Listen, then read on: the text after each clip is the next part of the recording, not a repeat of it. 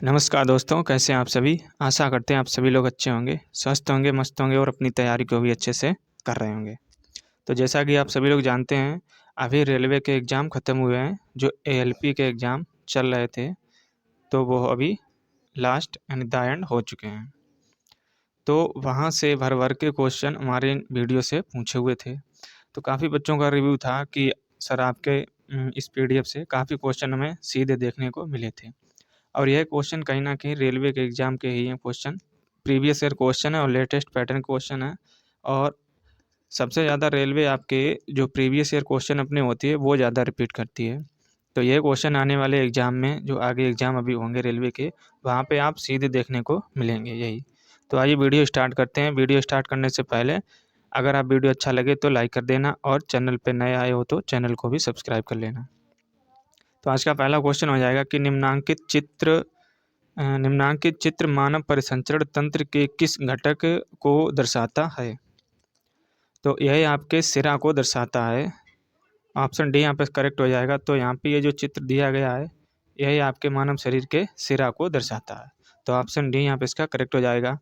तो प्रश्न में संदर्भित चित्र मानव परिसंचरण तंत्र के सिरा भाग को दर्शाता है और परिसंचरण तंत्र में आपकी सिराएं वे रक्त वाहिकाएँ आती हैं जो रक्त को हृदय की ओर ले जाती हैं। यानी सिराओं का कार्य क्या होता है, यहाँ पे ये पॉइंट मेंशन किया गया है। यह आपके रक्त वाहिकाएँ होती हैं जो रक्त को हृदय की ओर आपकी ले जाती हैं। तो यही हो जाएंगे इसके इम्पोर्टेंट पॉइंट। चलिए बढ़ते हैं अगले प्रश्न की ओर। यहाँ पे अगला प्रश्न हमारा हो जाएगा कि निम्नलिखित में से किस वर्णक में ऑक्सीजन के लिए उच्च बंधुता होती है? तो यह आपकी होती है हीमोग्लोबिन में। ऑप्शन यहाँ पे सी इसका करेक्ट हो जाएगा। तो यहाँ पे हीमोग्लोबिन वर्णक में आपके ऑक्सीजन की उच्च बंधुता होती है। तो मानव में श्वसन वर्णक हीमोग्लोबिन है जो ऑक्सीजन के लिए उच्च बंधुता रखता है। यह वर्णक लाल रुधिर कणिकाओं में उपस्थित होता है। कार्बन डाइऑक्साइड जल में अधिक विलेय है और इसलिए इसका परिवहन हमारे रुधिर में विलेय अवस्था में होता है। तो ये पॉइंट हो जाएंगे इसके इम्पोर्टेंट। अगला प्रश्न है कि निम्नलिखित में से किस रक्त समूह को सर्वदाता कहा जाता है? तो यह होता है आपका ओ। तो ऑप्शन सी इसका करेक्ट हो जाएगा। तो ओ को हम लोग सर्वदाता कहते हैं और ए बी को सर्वग्राही। तो ए बी यहाँ पे पॉजिटिव होता है, यह सर्वग्राही होता है और ओ निगेटिव होता है, यही आपका सर्वदाता होता है। तो यहाँ से ये 2 पॉइंट आपको याद रखने हैं। तो यहाँ पे ये क्वेश्चन के फैक्ट हो जाएंगे। तो ओ समूह को सार्वभौमिक दाता तथा ए बी को यह सार्वभौमिक ग्राही कहा जाता है। रुधिर वर्ग की खोज आपके कार्ल लैंडस्टीनर ने की थी। ये पॉइंट वेरी वेरी इंपॉर्टेंट, इसको स्टार डाल के लिख लेना है। सीधा क्वेश्चन आपका पूछा जाता है कि रक्त समूह की खोज किसने की थी? तो यह आपके वैज्ञानिक थे कार्ल लैंडस्टीनर। तो इन्होंने रुधिर वर्ग की खोज की थी और रुधिर परिसंचरण की खोज आपके विलियम हार्वे ने की थी। तो ये भी मोस्ट इम्पॉर्टेंट क्वेश्चन है। तो रुधिर परिसंचरण की खोज विलियम हार्वे ने की थी और रुधिर वर्ग की खोज आपके कार्ल लैंडस्टीनर ने की थी। तो ये पॉइंट इस क्वेश्चन से रिलेटेड 2 नोट डाउन कर लेने। बढ़ते हैं हम लोग अगले प्रश्न की ओर। अगला प्रश्न है कि निम्न में से कौन सा रक्त प्लाज्मा के समरूप होता है लेकिन यह रंगहीन होता है और इसमें कम प्रोटीन होता है? तो कौन सा हो जाएगा? यह होता है आपका लसीका। तो ऑप्शन डी यहाँ पे इसका करेक्ट हो जाएगा। और लसीका रक्त प्लाज्मा के समरूप होता है लेकिन यह रंगहीन होता है क्योंकि इसमें आपके हीमोग्लोबिन, जिसे हम लोग लाल वर्णक कहते हैं, नहीं पाया जाता है। यह हल्के पीले रंग का होता है तथा इसमें प्रोटीन कम मात्रा में पाए जाते हैं। तो ये पॉइंट आपको इस क्वेश्चन से रिलेटेड याद रखने हैं। अगला प्रश्न हमारा हो जाएगा, खेलते समय रवि के घुटने में चोट लग गई जिससे खून बह रहा था। कुछ समय बाद उसने देखा कि खून बहना बंद हो गया और एक गहरे लाल रंग के थक्के ने घाव को भर दिया था। तो किस प्रकार की कोशिकाएं रक्त का थक्का जमाने में मदद करती हैं? तो यह आपकी होती हैं प्लेटलेट्स। तो ऑप्शन डी यहाँ पे इसका करेक्ट हो जाएगा। इससे पहले वीडियो में हम लोग इसको डिस्कस कर चुके थे। तो प्लेटलेट्स को हम लोग बिम्बोसाइट्स भी बोलते हैं। तो यहाँ पे प्लेटलेट हमारे शरीर की ऐसी कोशिकाएं होती हैं जो खून को बहने से रोकती हैं। प्लेटलेट्स आपके ही बहते हुए खून को थक्का बनाने में मदद करती हैं और प्लेटलेट्स को होम्योस्टेसिस के रूप में भी जाना जाता है। रक्त में प्लेटलेट्स आपका किसका पता लगाती हैं? तो यह सीबीसी परीक्षण से चलता है। तो इनका पता आपका सीबीसी परीक्षण से चलता है। ये पॉइंट मोस्ट इम्पोर्टेंट है, इसको यहाँ से नोट डाउन कर लेना है। अगला प्रश्न हो जाएगा हमारा, कौन सी रक्त कणिकाएं रक्त के थक्के जमने और रक्त स्राव को रोकने में सहायक होती हैं? तो इससे पहले क्वेश्चन हम लोग पढ़े थे, वह होती हैं प्लेटलेट्स। तो ऑप्शन यहाँ पे डी इसका भी करेक्ट हो जाएगा। तो इस प्रकार यहाँ से इम्पोर्टेंट पॉइंट में, रक्त में उपस्थित प्लेटलेट्स कणिकाएं रक्त के थक्के जमने और रक्त स्राव को रोकने में सहायक होती हैं। रक्त एक तरल संयोजी ऊतक है। संरचना के आधार पर रक्त को दो भागों में बांटा गया है। प्लाज्मा जो कि रक्त का 55 से 60% भाग होता है, और रुधिर कणिकाएं जो रक्त का आपके 40 से 45% भाग होते हैं। रक्त में 3 प्रकार की आपकी कणिकाएं पाई जाती हैं। सबसे पहले आपकी होती हैं लाल रक्त कणिकाएं, फिर श्वेत रक्त कणिकाएं, फिर प्लेटलेट्स होती हैं। तो ये 3 आपकी कणिकाएं रक्त में पाई जाती हैं। और मानव रक्त में प्लेटलेट्स की संख्या आपकी 2.5 लाख प्रति घन mm यानी मिलीमीटर होती हैं। तो प्लेटलेट्स का कार्य आपका क्षतिग्रस्त भाग से बहते हुए रक्त का थक्का जमाना है। तो इन पॉइंटों को यहाँ से नोट डाउन कर लेना है। अगला प्रश्न हो जाएगा कि स्पंदन गतियाँ, जिन्हें हम लोग नाड़ी स्पंदन या नब्ज कहा जाता है, क्यों महसूस होती हैं? तो आइए हम लोग इसके एक एक ऑप्शन देखेंगे क्या हो जाएंगे। तो ऑप्शन ए है यहाँ पे हृदय में प्रवाहित रक्त के कारण। तो ये नहीं होगा आपका यहाँ पे। फेफड़ों में प्रवाहित रक्त के कारण, ये भी नहीं होता है। सिराओं में प्रवाहित रक्त के कारण, ये भी नहीं होगा। धमनियों में प्रवाहित रक्त के कारण, तो यही हो जाएगा इसका करेक्ट आंसर। तो स्पंदन ग्रंथियाँ, जिन्हें हम लोग नाड़ी स्पंदन या नब्ज कहा जाता है, तो यह धमनियों में प्रवाहित रक्त के कारण महसूस होती हैं। तो ऑप्शन डी यहाँ पे इसका करेक्ट हो जाएगा। और यहाँ से अगला प्रश्न है कि निम्न में से किन प्राणियों में प्रत्येक चक्र के दौरान रक्त 2 बार हृदय से होकर गुजरता है? तो यहाँ पे कौन से आपके ऐसे प्राणी वर्ग हो जाएंगे? तो यह आपके होते हैं स्तनधारी, पक्षी और सरीसृप वर्ग। तो ये 3 जो होते हैं, जिनमें आपके प्रत्येक चक्र के दौरान रक्त इनके हृदय से 2 बार गुजरता है। तो ऑप्शन डी यहाँ पे इसका करेक्ट हो जाएगा। तो स्तनधारी, पक्षी और सरीसृप वर्ग प्राणियों में प्रत्येक चक्र के दौरान 2 बार हृदय से रक्त होकर गुजरता है। और एक तंत्र जिसमें रक्त एक पूर्ण चक्र में हृदय के माध्यम से 2 बार प्रसारित होता है, दोहरा परिसंचरण कहलाता है। तो ये हो जाएगी आपके दोहरे परिसंचरण की डेफिनेशन। और प्रणालीगत परिसंचरण और फुफ्फुसीय परिसंचरण 2 मार्ग हैं जिनमें आपके रक्त दोहरे परिसंचरण में बहता है। तो ये क्वेश्चन हो जाएंगे, ये फैक्ट हो जाएंगे इस क्वेश्चन से रिलेटेड। अगला प्रश्न हमारा हो जाएगा कि रक्त समूह ए वाले एक पुरुष का विवाह रक्त समूह बी वाली एक महिला से हुआ जिनका एक बच्चा है, जिसका रक्त समूह ए बी है, तो आनुवांशिकी के संदर्भ में इसका क्या अर्थ है? तो आइए हम लोग इसके एक एक ऑप्शन देखेंगे। तो ऑप्शन ए है कि रक्त समूह ए का जीन और रक्त समूह बी का जीन दोनों अप्रभावी हैं। तो यह गलत हो जाएगा यहाँ पे। रक्त समूह ए का जीन प्रभावी है और रक्त समूह बी का जीन अप्रभावी है, ये भी गलत हो जाएगा। रक्त समूह ए का जीन और रक्त समूह बी का जीन दोनों प्रभावी हैं, तो यही इसका करेक्ट आंसर हो जाएगा।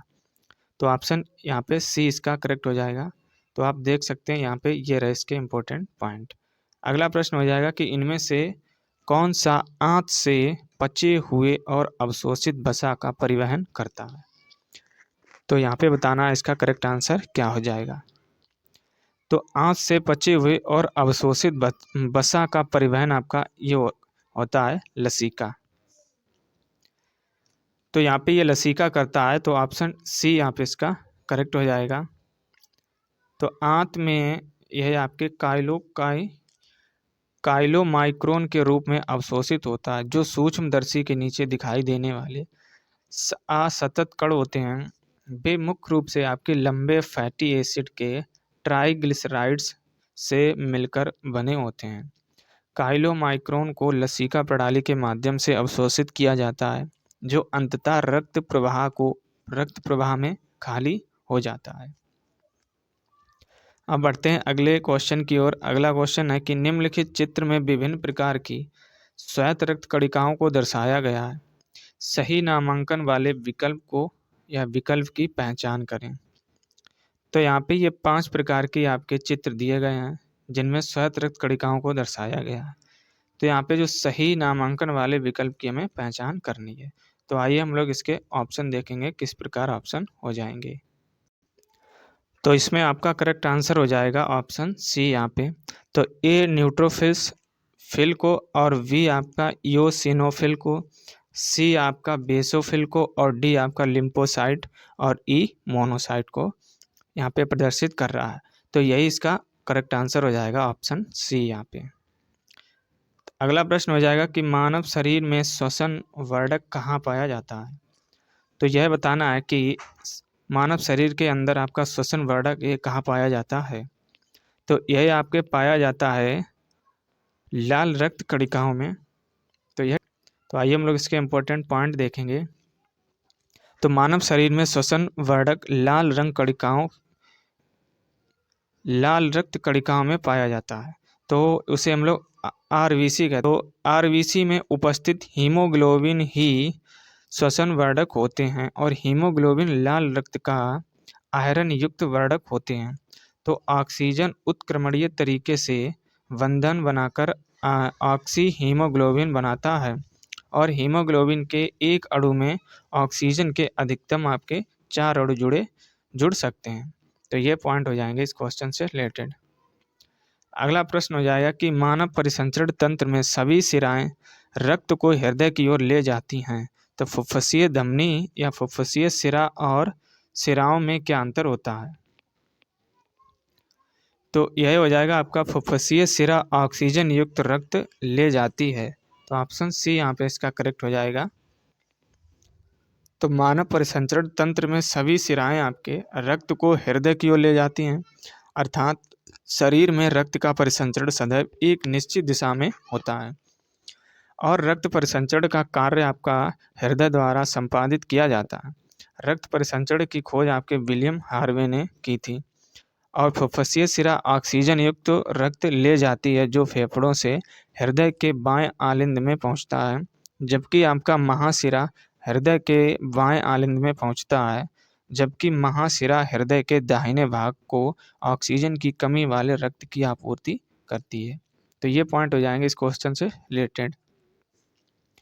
अगला प्रश्न हो जाएगा कि मानव रक्त का तरल भाग जिसे हम लोग क्या कहा जाता है, जल, लवण और प्रोटीन से बना होता है। तो इन 4 ऑप्शन में बताना है कि मानव रक्त का तरल भाग वह कौन सा है जिसे हम लोग जल, लवण और प्रोटीन से बना होता है। तो यही आपका होता है प्लाज्मा। ऑप्शन वी यहाँ पे इसका करेक्ट हो जाएगा। तो यही क्वेश्चन आपका एकदम लेटेस्ट पैटर्न का ही है। तो यह स्टेज 2 में यानी मेंस में क्वेश्चन आया हुआ है 2022 में।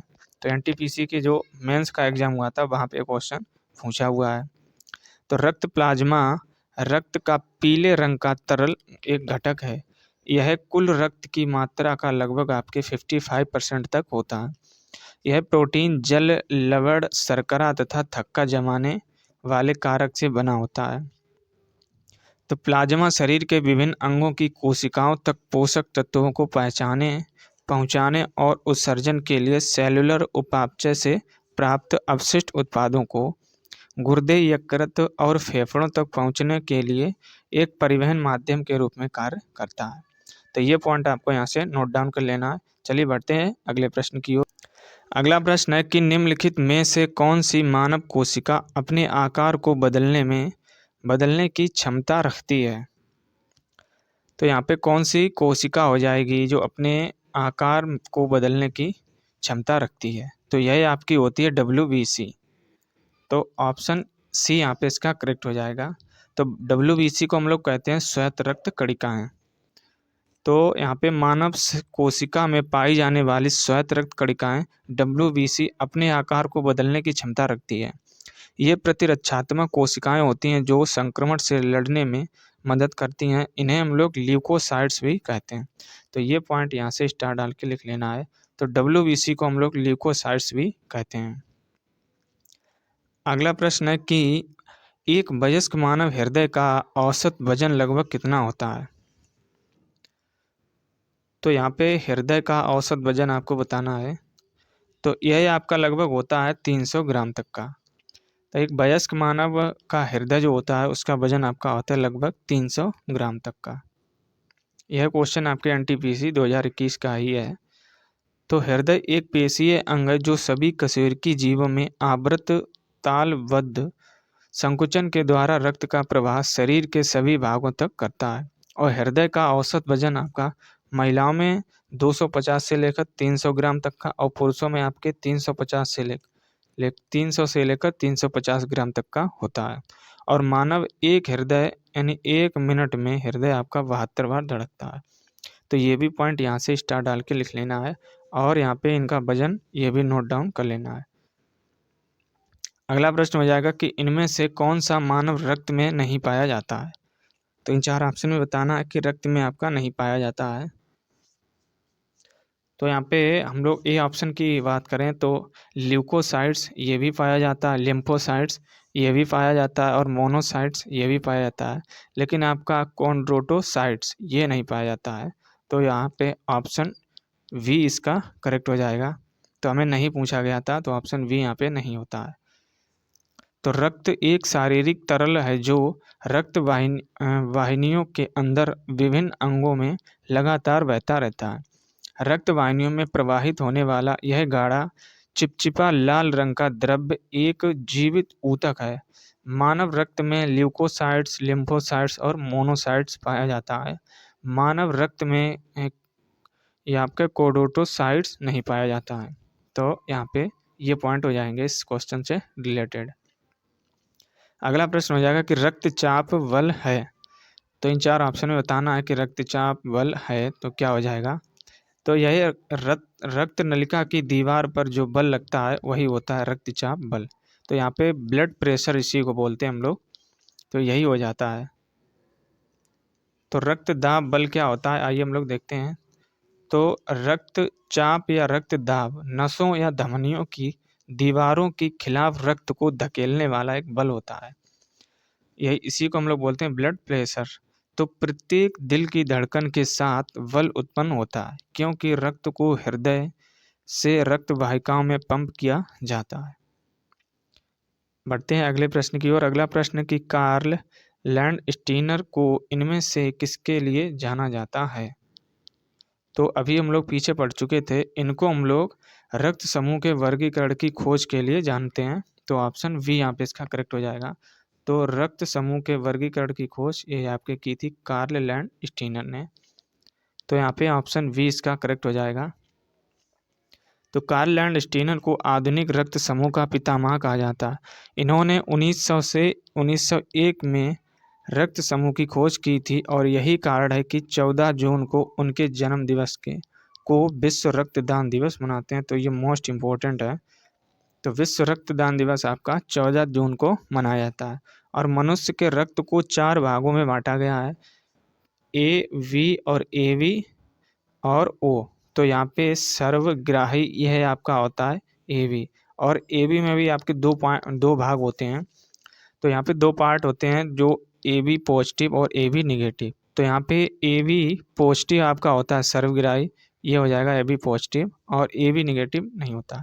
जैसा कि यहाँ पे सर्वदाता, तो यहाँ पे होता है ओ निगेटिव। तो ओ निगेटिव आपका होता है सर्वदाता और ए बी पॉजिटिव सर्वग्राही होता है। तो ये पॉइंट आपको यहाँ से नोट डाउन कर लेने हैं। बढ़ते हैं सीधे अगले प्रश्न की ओर। अगला प्रश्न है कि रक्त में किस नामक एक तरल मैट्रिक्स होता है जिसमें लाल रक्त कणिकाएं, श्वेत रक्त कणिकाएं और प्लेटलेट्स तैरते हैं। तो यही आपका होता है प्लाज्मा, जिसमें ये तीनों तैरते रहते हैं। तो ऑप्शन वी यहाँ पे इसका करेक्ट हो जाएगा। और रक्त एक तरल संयोजी ऊतक है। मानव शरीर में रक्त की मात्रा शरीर के भाग का लगभग आपके 7 से लेकर 8% तक की होती है। या कि मान लीजिए आपका वजन 80 केजी का है, 80 केजी का है, तो आपके शरीर का जो ब्लड होगा वह कितना होगा, तो इसको हम लोग 8% निकाल लेंगे इसका। तो ये आपका कितना हो जाएगा यहाँ से, तो ये हो जाएगा 6.4 आपका हो जाएगा। यहाँ पर एक जीरो से जीरो काटेंगे और 8 अट्ठे 64, तो 64 में और एक अंक बाद बीच में पॉइंट लगा देंगे, तो 6.4 लीटर आपका यह ब्लड आपके अंदर होगा। तो यह एक क्षारीय विलयन होता है जिसका पीएच मान आपका होता है 7.4 होता है। और यहाँ पे ब्लड में प्लाज्मा नामक तरल पदार्थ होता है जिसमें लाल रक्त कणिकाएं, श्वेत रक्त कणिकाएं और प्लेटलेट्स तैरते रहते हैं। रक्त का मुख्य कार्य आपका होता है एक अंग से दूसरे अंग में ऑक्सीजन और कार्बन डाइऑक्साइड, उत्सर्जी पदार्थ, हार्मोन आदि का परिवहन करना, रोगों से प्रतिरक्षा और शरीर का तापमान नियंत्रित करना। रक्त का तरल हिस्सा प्लाज्मा होता है जिसमें आपका 90% पानी और शेष 10% में प्रोटीन और अकार्बनिक पदार्थ होते हैं। रक्त को लैंड स्टीनर ने 4 समूह में बांटा था, ये हम लोग ऊपर डिस्कस कर चुके थे। ए वी, तो ये 4 हो जाएंगे आपके, जिसे हम लोग बोलते हैं ए और वी ओ, तो ये 4 हो जाएंगे आपके भाग किसके, ब्लड के। तो चलिए बढ़ते हैं हम लोग अगले प्रश्न की ओर। अगला प्रश्न हो जाएगा कि मानव शरीर में आरबीसी का कार्य क्या है। तो यहाँ पे जो आरबीसी का कार्य होता है वो है बताना आपको क्या होता है। तो यह शरीर की कोशिकाओं को ऑक्सीजन प्रदान करता है, तो ए ऑप्शन में यहाँ पे मिल गया, तो यही इसका करेक्ट आंसर हो जाएगा। तो मानव शरीर में आरबीसी का कार्य होता है शरीर की कोशिकाओं को ऑक्सीजन प्रदान करना।